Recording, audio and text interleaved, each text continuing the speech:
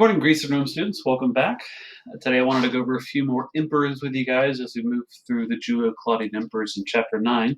Yesterday we finished up talking about Tiberius and him taking over for Augustus. His reign started off okay. He had some successes. He was good militarily, but he got unstable over time. And towards the end of his reign, he moved away from Rome. He sent back his orders from Capri, and he was less and less popular. So when he died, he was not a very popular politician, especially in the city of Rome. And what comes after Tiberius? Because we talked about he had a son called Drusus, but his son had died before him. And so there was no clear idea over who would take over for Tiberius afterwards. He did have a couple of younger family members, though, and one of them stepped into the void. And he is Caligula, as I mentioned yesterday. Now, Caligula is actually a nickname, and I'll tell you how he got that nickname, but that's just usually what he's known by most people nowadays. But his real name is Gaius, you can call him, but Caligula certainly is more common for him nowadays. You can see the years of his rule there, from Tiberius' death in AD 37 to AD 41. He was one of the people who was... he was a grandnephew to Tiberius. There was also another called Gemellus, but Caligula was older at the time and just seemed to be more favored by the Praetorians and by Tiberius, and that's why he was able to become Tiberius' successor. It is very important whenever an emperor died to have the support of the Praetorian Guard, because they controlled the city, and a lot of weight went behind who they thought should be the next emperor, more and more so over time. They got a lot of power, right? The fact that he was called Caligula, where did that come from? It was a nickname. Supposedly his legend about this is his father was called Germanicus. We talked about Germanicus yesterday. And when Germanicus would go out on military campaigns, he would sometimes bring his family, and according to this legend, Caligula would wear his boots and he kind of dress up like his dad and kind of pretend to be a soldier. And the men saw it and said, little Caligula, literally meaning in Latin, little boots. Like the boots that soldiers wore were called Caligae, so Caligula means little boots. And it was kind of a nickname that stuck. Supposedly, though, as he got older and he became emperor eventually, he didn't like the name Caligula, and it was not something you would call him to his face, because he considered it, and that's what people call me when I was a kid, and it's kind of insulting now. So, but we still call him that all these years later. I wonder how he would feel knowing that he's still called Caligula by most people nowadays. So he was a son of Germanicus and also Agrippina the Elder. He had a good lineage. People loved Germanicus. They respected him. Remember, Germanicus died somewhat early by some disease. Some people thought it was poisoning, but we know that people did like Germanicus. He was very popular. Same thing with his mother, Agrippina. He was descended from Augustus, so that's a popular thing. Augustus is not long gone in people's memory, and so being descended from him is a big deal. And he's also descended from Livia on his father's side, so he's kind of coming from both the Julio and the Claudian family. Now, growing up, he did have some bumpy things in his childhood. His father, Germanicus, we talked about a minute ago, died when he was 7. That's going to be, of course, rough when that happens to you when you're around that age. And he also seemed to suffer from epilepsy throughout his life. From descriptions we have of his medical condition, he would have sometimes seizures and things where he would almost lose consciousness. So that's going to be a major issue growing up. As he became a teenager, he saw his mother and a few of his brothers exiled and sometimes executed during the reign of Tiberius. Tiberius seemed to not really like Agrippina, and again, some of his brothers were either exiled or executed during these treason trials. So Caligula seems to have gotten on Tiberius's good side and never got the treatment of his brothers. Maybe he was a little bit younger too, is why that happened. He also went to live with Tiberius on Capri. Tiberius called him to Capri. He must have liked Caligula, and they lived together. He lived with him, in his palace for around 6 years. So that shows you what Tiberius thought of Caligula, and how he kind of favored him compared to some others. So when Tiberius died, I mentioned that Caligula was not the only family member there that could have possibly stepped in. We also had Gemellus. The Praetorians favored Caligula, and the Senate stepped in also to confer the powers of emperor on Caligula. So Gemellus was a bit younger, and he was passed over in favor of Caligula. Now, Caligula was actually, people felt good about it when he first became emperor, because he was the son of Germanicus, who people really respected. He was descended from Augustus, we talked about, and so people thought Tiberius's reign ended badly. Most people didn't like him by the end there. Now we have a son of Germanicus, a descendant of Augustus, someone we can really get behind. So he actually had a lot of support whenever his reign as emperor first started.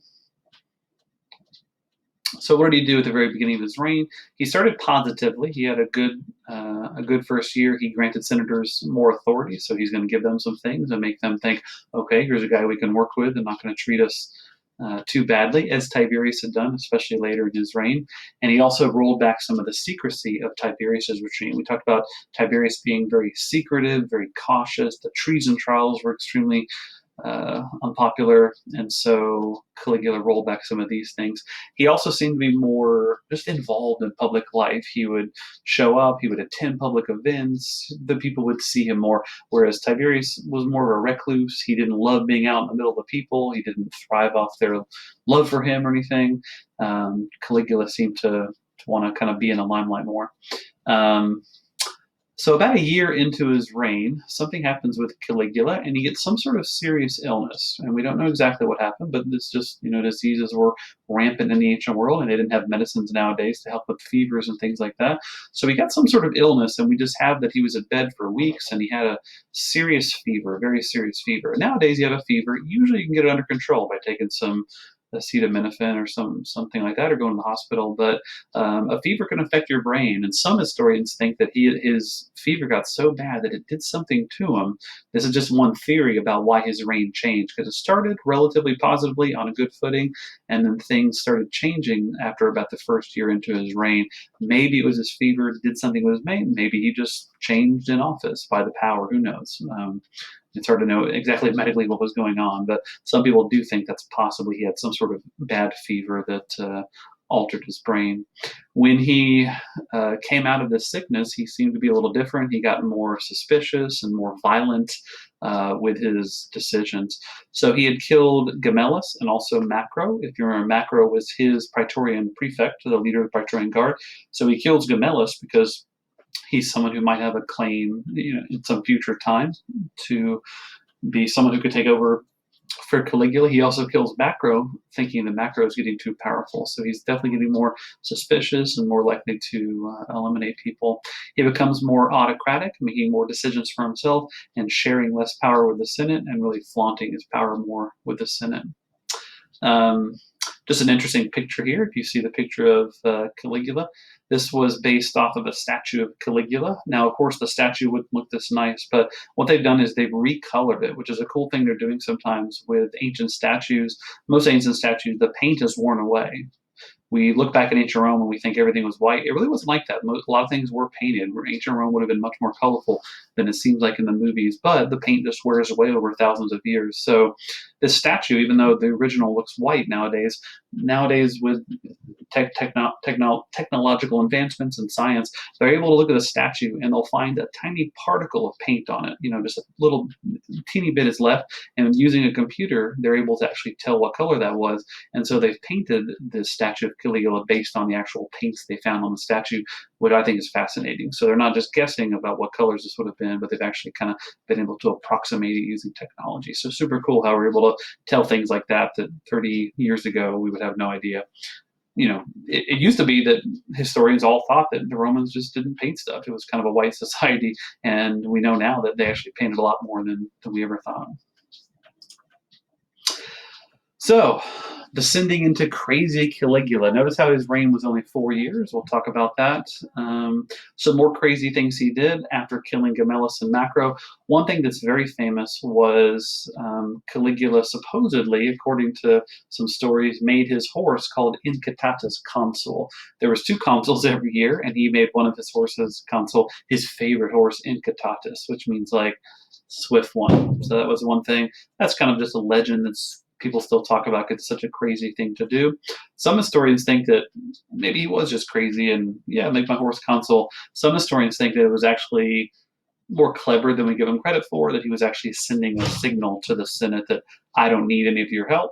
I can do it all myself, and you're meaningless. I can have my horse in a position that you would normally fill, and the state will keep on running just fine. So it's kind of an insult to the senators. Some historians have put that forward there. So other things Caligula went up to, he had his sister Drusilla deified, and there's some evidence and rumors that he had a inappropriate relationship with his sister Drusilla, which even in Roman times that would be considered inappropriate and cross the line. Also, he performed as a public singer in public, a charioteer, and even dabbled in being a gladiator. These things don't seem that weird, just thinking about, oh, singer, that's not that weird. But in Roman times, to be like an entertainer like that was considered a very lowly profession, especially for any sort of noble person or a person from the imperial family to be an actor or a charioteer or a singer. These things would be considered way beneath him and be considered kind of scandalous in a way that's hard to imagine nowadays. So those are other signs that he was a little bit weird. A really huge thing he did that was really instrumental was he insisted on a statue of himself be placed in the big Jewish temple in Jerusalem. Now, of course, the Jewish people didn't want to worship Caligula and didn't want to be having a statue of him. So he insisted, though, on the big temple having a statue of himself and also other synagogues. This would really uh, anger the Jewish people, make them more unhappy with Roman rule. I'm sure they already were not happy.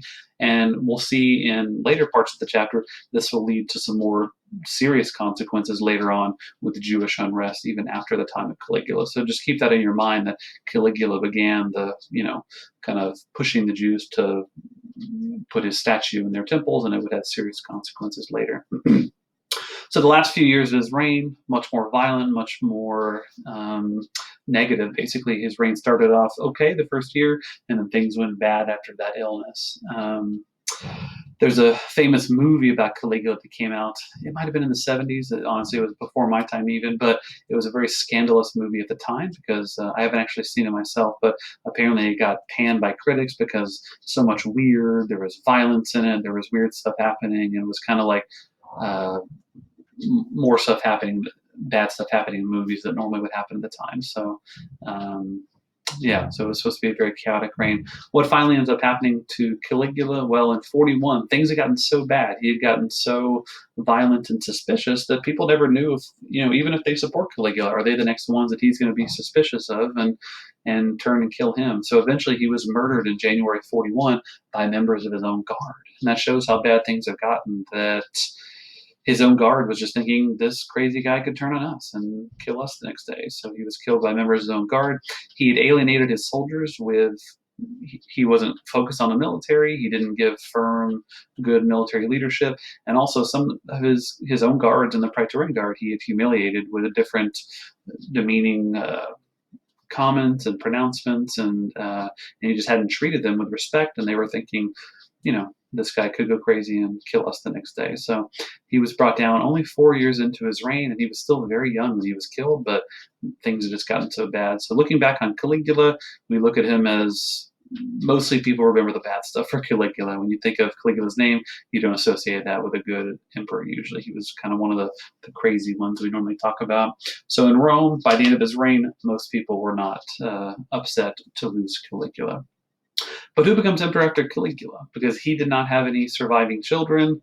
Um, well, the ones he did have a child, but his child would have been like a very very small child at the time, so nothing that could be the next emperor. So who do we look to after that? Well, there's really only one member of the imperial family who was old enough and um, of a position to become emperor, and that is one of Rome's more famous emperors, Claudius. Now, the reason Claudius was an unlikely emperor is because he had some sort of physical problems with him, and you see that information right here. We know that when authors from Roman times describe him, they describe him as having being deaf in one ear. He stuttered when he spoke a bit. He had a heavy limp to him, and he just had some problems with his body. Now, in the ancient world, a lot of people just thought that this guy's kind of cursed and he's stupid because he has a stutter, right? It turns out what we know about him and the studies he did and the books he wrote, he actually was pretty smart, but just outwardly, people would have not thought much of him. So he is Caligula's uncle. So it shows you how much Claudius was not considered a serious contender, that his nephew would become emperor before him. But people just thought of Claudius as kind of this bumbling idiot over here, and he's not someone considered serious for the consul for the emperorship. But when Caligula died, there was, again, not a lot of options. So the story is that the guards, when Caligula died, you can see this down here. Caligula had no heir. Claudius was found, allegedly, this is the legend, hiding in the palace. He was scared because when Caligula was killed, several members of his family were killed also. That happens sometimes. It's kind of a bloodbath because you don't want to leave any people who are going to take revenge on the killer of the emperor or something. Claudius was found hiding, thinking maybe he would be killed because he was Caligula's uncle. But the guards said, hey, this would be the perfect guy to make emperor now. Now, this seems kind of weird. Why would they declare Claudius emperor, a guy who seemingly had never wanted to be emperor, didn't want to be emperor? Well, remember, the Praetorian Guard is there to serve and protect the emperor. If something happens and the empire falls apart and there's no emperor, they're out of a job, they're out of a paycheck, they're out of their power and prominence. So it was in the vested interest of the Praetorian Guard that they had um, an emperor, basically. Also, maybe they're thinking, here's this guy, he can be emperor, but he's clearly kind of slow-witted. Maybe we'll be able to control him, and he can kind of be emperor in name only, and we'll be calling the shots. Maybe that was what was thought also. Claudius turned out to be a lot stronger than they gave him credit for and that they thought, and we'll talk about that. But maybe that was some reasons why he was declared emperor. The Senate tried to meet to restore the republic. In other words, let's not even have an emperor. Let's let the Senate rule and maybe bring back just the consuls, not have this emperor arrangement. But it had been so long like this now, right? If you think of Augustus going back to maybe 27 BC or so, and now it's 41, that's over 60 years of having an emperor like this. And for most people, that's their entire lives. So they were not successful. The Praetorians acted quickly, and Claudius was in control before the Senate could do much about it. Okay, so Claudius is now in control. What is he like as emperor? So it turns out he was a more effective and even-keeled emperor than anyone would have thought, right? Just by looking at him and by thinking, um, just by his appearance. So when he got into power, interestingly, the first thing he tried to do was to reduce the grip of the Praetorians by appointing two prefects instead of one. If there's one prefect there, he's maybe always plotting, scheming, and trying to amass power for himself. If there's two prefects, they can maybe keep a check on each other. Now, why do I say this is kind of ironic? Well, of course, the Praetorians are the one who we think put him in power. So the fact that he would go about weakening their power as one of his early things is kind of interesting. He seemed to also take his duties very seriously and try to do a good job. He was not perfect, and we'll talk about some deficiencies, but he wasn't crazy. He didn't, react violently to everything. He seemed to try to be a good emperor, and he also treated the Senate with respect, which is again kind of ironic because they would have preferred not to have an emperor at all.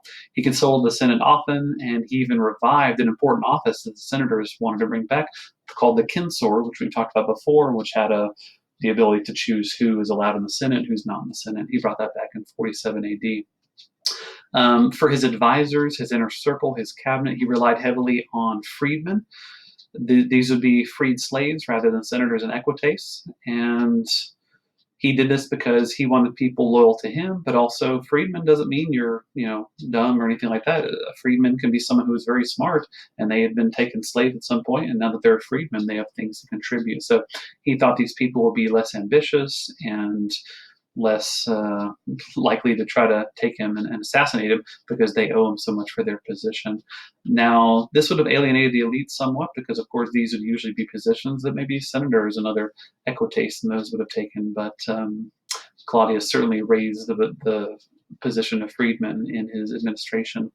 Now, on the personal side, Claudius was a pretty good emperor. He did have bad luck with love, though, bad luck with his wives. Maybe he was from what we know, he was never a ladies' man. Again, with his physical problems and stuff, he probably didn't have a bunch of women lining up to marry him, even though he was a member of the imperial family. So maybe he was very susceptible when he did become emperor, and he was now kind of a person that women might want to marry. In 41 AD, he married his third wife, probably one of his most famous wives, his third wife called Valeria Messalina, who was his second cousin, which wasn't that bad in ancient Rome, and was about 30 years younger than him. So you can tell Claudius, who had, again, never been much of a ladies' man, and all of a sudden you have this kind of, pretty younger woman who wants to marry him. This might be somewhat, appealing for him. He had two children with Messalina, Octavia, a daughter, and a son called Britannicus. Now we know that Messalina was pretty conniving herself and seemed to have Claudius, from what we can tell, wrapped around her little finger. In other words, she could do no wrong in his eyes, and sometimes she got away with things just because she knew that Claudius loved her and everything. But eventually, Messalina seems to do something very bad judgment, and she becomes unfaithful to Claudius. At first, Claudius wouldn't admit it, and his advisors tried to tell him. He said, "No, I can't believe it. She would never do that." But eventually, we know someone makes him believe it and impresses this upon him. And finally, he denounces her one after a period of denial. He denounces her in 48 AD, and she's basically forced to commit suicide. So that's his third wife. Now, his fourth wife is called Agrippina the Younger, and this is his niece. And I know this is kind of a weird thing, marrying his niece. Even in Roman society, that was considered an illicit union. It was considered weird to marry someone that close to you. Probably he didn't force her to. Probably this was at Agrippina's scheming because she would want to get herself into a position of power. Again, kind of weird, kind of sick to marry your uncle, but she was hungry for power like them. So Agrippina was a very she wanted power. She clearly sought power and sought to be at the forefront of things. She received the honorific title of Augusta, which refers to Augustus, but it means like she's kind of the feminine, like mother of the country or something. And by 53 AD, she's able to secure the succession. In other words, Claudius adopts Nero, which is her son, not his son, but adopts her son from a previous marriage. And Nero marries Claudius's younger daughter, Octavia. And this is interesting because remember, Claudius had a son called Britannicus. So Agrippina somehow convinces Claudius to adopt Nero and to make it clear that Nero should take over for him, even though he has a son, Britannicus. So imagine how someone like Britannicus would feel in a situation like this when his own father is adopting another boy and making him his successor. So his life personally is not usually in good shape. He's active militarily. He's not a he had never been a general himself where he'd led soldiers that much personally, but he delegates to the right people and he is active militarily. He shares Augustus's concern to expand the empire, and in 43 he is actually the emperor who orders an organized invasion of Britain. Remember, we talked about Julius Caesar had gone and made a kind of a light excursion to Britain and thought maybe he would do something there, but really nothing came of it. He did not have the resources to take Britain. But Claudius got a more big, large-scale organized invasion of Britain, and this actually begins the Roman occupation of Britain, where they actually conquer southern Britain, and then over the next number of decades, they move further north, and eventually they conquer a good part of the island of Britain, never all the way to the north, but they conquer most of what we think of as England nowadays. And he actually personally went to Britain and led part of that campaign towards the end. He also brings in other provinces of Mauritania and Thrace, which Thrace we talked about when we talked about Greece last year. Thrace was one of those kind of northern Greek regions. So active militarily, and the empire actually expanded when Claudius was emperor. And here you see a bust of his niece slash wife, Agrippina the Younger, who is one of the women with a reputation for, again, seeking and wanting power. Other details we know about Claudius. And let me get myself out of the way here. This picture here is supposed to be Claudius having been found hiding. Again, he was supposedly hiding, was the legend, behind some curtains in the imperial palace. And the prefects find him, the praetorians find him, and they basically tell him, "You will be our next emperor." And this is Claudius kind of like, "What? What's going on?" He's kind of being brought up as emperor and kind of saluted by the other soldiers. So Claudius, as far as other things during his reign, he seemed to enjoy entertainment and put on entertainment for the people, which would make them appreciative to him. He enjoyed the chariot races. He enjoyed games like gladiatorial games. He enjoyed dice games. And he gave the citizens of Rome certain festivities, certain holidays, and things like that. And the people really loved that when their emperor was active enough to give them entertainment, holidays, spectacles, things like that seemed to be something that the people really appreciated. Because again, think about nowadays, if you had no what if you guys never had, you don't have any TV, you don't have any games, you don't have a phone. Like, you have things you could do nowadays. Back then, they don't have anything like that. So the fact that you can look forward to some big gladiatorial games coming up, some big other spectacle, some big theater, theater group or something, these would be things that people look forward to add some entertainment to their lives. It was like nowadays where just entertainment is all around us. He also seemed to manage Rome's grain supply carefully, and this would be a huge issue because the Romans, when the grain supply went bad, that's when they start rioting. He built a major aqueduct to bring water into the city, which we call the Aqua Claudia. And he also, this is a very important one, he built the port of Ostia had been there, but he basically built a large new port there to accommodate more ships and basically to make it a more of a larger thing that could make more ships and make trade easier with other civilizations. So when he finally died in 54, he was a popular emperor for the most part. He seems like, even though he wasn't perfect, especially in his personal life, he'd at least tried to be a good emperor. He tried to do a good job. He was competent militarily, and he gave people things as best he could. And so it seems like most people in Rome appreciated him at his death, maybe resented by some senators, though, for some of the reasons we talked about. What ended up killing Claudius? Well, officially he died of an illness, and he was not young at the time, so that very well could be. But there certainly were some rumors that we have that his wife slash niece, Agrippina the Younger, was responsible for his death, possibly poisoning him because she wanted her son Nero, that was her son we talked about, to take over more quickly, that she was anxious for that to happen. We can never know that for sure, of course, but we certainly know that some people believe that in ancient Rome, that she was behind it, and according to legend, she fed him a poisoned mushroom, was what he ate to kill Claudius. So we'll never know for sure, unfortunately. Some things are just mysteries of history. But overall, Claudius is probably the overall best emperor we've seen since Augustus. Okay. That's a lot of info for today. So next time I want to talk to you guys about the next emperor, Nero, who of course takes over for Claudius, and what happens during his reign. He also has some very notable things happen. You probably at least heard of Nero before. Okay. So thank you guys for following along with the notes and keeping up with everything. And I'll be back tomorrow to talk to you guys about the reign of Nero, the final Julio-Claudian emperor. Walete.